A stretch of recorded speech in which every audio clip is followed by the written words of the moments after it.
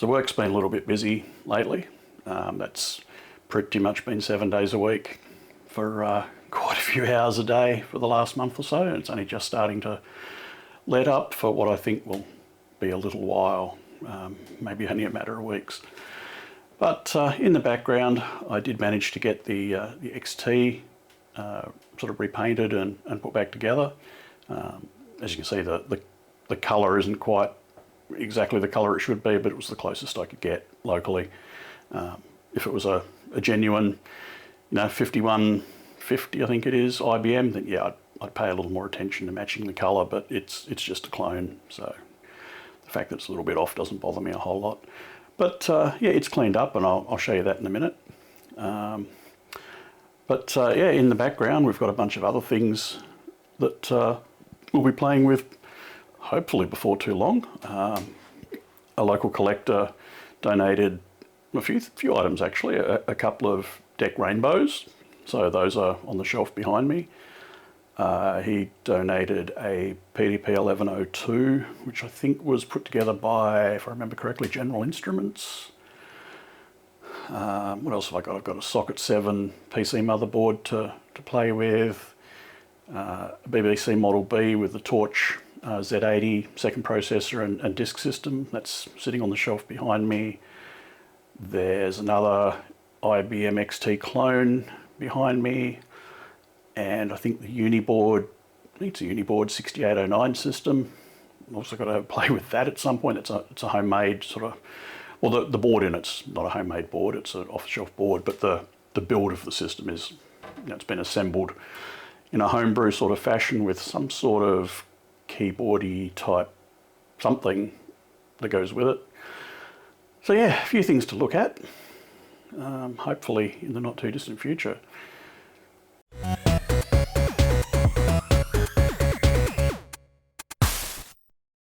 So looking at the XT, you can see it's back together. I've got the XT IDE over the end here. This is a video card and printer adapter, and we have a floppy controller over here which also has serial and parallel, I'm pretty sure. 360K 5¼ inch floppy drive. The power supply, boy did I have some fun with the power supply. So I got the power supply working again, and when I went to plug it in just to shoot this video, the power cord just went straight in. The plastic was so brittle that yeah, it just broke. So I had to take the power supply out and find another one of these IEC power connectors to put in the power supply to sort that. What else did I find? Oh, some parts of the case are a little rusty, particularly these latches that go in the side here. Very rusty, and they were very, very thin. So I haven't put those back in because they're basically a write-off. But other than that, I reckon the machine will go. I've got various things plugged in. I've got the reset plugged in, the hard drive LED plugged in. I haven't got the power LED plugged in yet. I want to find out where that goes. So just plug a keyboard in. It's not the world's greatest keyboard, but it's the keyboard I've got. So it makes it my greatest keyboard. I don't really have anywhere to put it, but it's not really going to sit there, but we'll make something work. Right, now it's plugged in, I should be able to turn this on and it should just boot up. Yep, and there it goes. So this is the original power supply that was in it. Just had the capacitors replaced. I did that in an earlier video, I think. And this will boot off the XT IDE.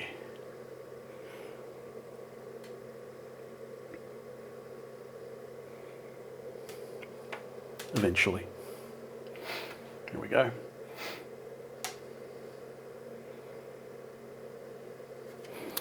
Right, got a floppy disk here. So we'll test the floppy drive. I'm pretty sure it'll work, but so we can go format a we'll go /S, put a system on it. I don't know what's on this disk already. Nothing apparently. Hopefully you can see the head just moving across the disk there. The floppy drive, pardon me, the floppy drive was a little dirty inside. I gave it a bit of a muck out and a bit of a lube, and other than that I didn't do anything to it. It just worked.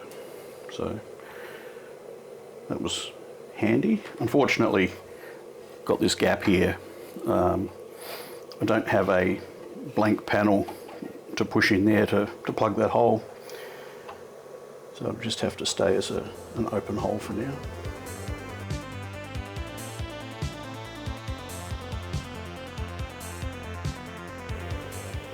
That's the format complete. Now, what's it going to do? You should probably copy the... Yeah, it's copying the system files onto it.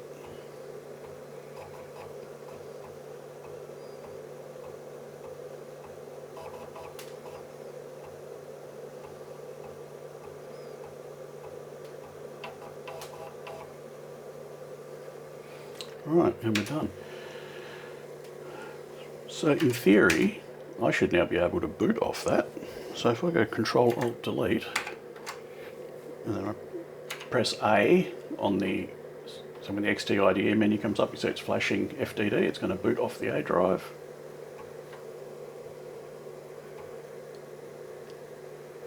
And we can see the head's moving as it's reading the boot files and booting up.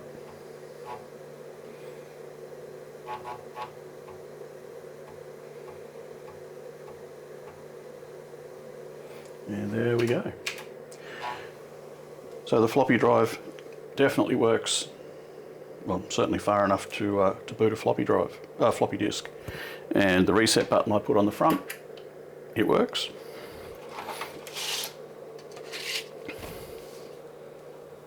So anyway, that's a really quick look at the XT that I've been sorting out in the background, and I kind of had to. I didn't have time over the last month or so to shoot a video and edit it. I barely do now, but I needed to get it done because I've got other things that I need to do on the workbench, and it was hogging the workbench.